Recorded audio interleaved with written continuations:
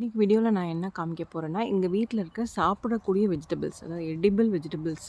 நாங்கள் இதவே ராவாக கன்சியூம் பண்ணுவோம். இங்கேருந்து நாங்கள் எங்கள் ஃபார்ம்லேருந்து பொறிச்சிட்டு போய் அதை சாப்பிடுவோம். அது என்னென்னு மட்டும் நான் உங்களுக்கு காமிக்கிறேன். அது போகிறதுக்கு முன்னாடி இங்கே மார்னிங் எவ்வளோ ஃப்ளவர்ஸ் ப்ளூம் ஆகிருக்கு பாருங்கள். இது எல்லாமே வெல்கம் பண்ணுற மாதிரி இருக்குது பாருங்கள்.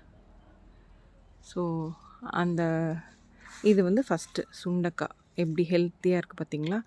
பூ எவ்வளோ பூ வச்சுருக்கு பாருங்கள் இந்த சுண்டக்காய்.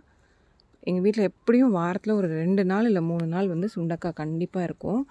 ஒன்றும் இது வந்து நாட்டு சுண்டக்கான்னு சொல்லுவாங்க. எவ்வளோ ஹெல்த்தியாக இருக்குது பாருங்கள். மருந்து எதுவுமே நாங்கள் அடிக்க மாட்டோம். அதுவே வந்து வளர்ந்துருக்கும். ஸோ உரம் மட்டும்தான் வைப்போம். அது வந்து கருவேப்பிலை. அது வந்து கருவேப்பிலை மரம். இது வந்து முருங்கைக்காய் எல்லாத்துக்கும் தெரியும். இது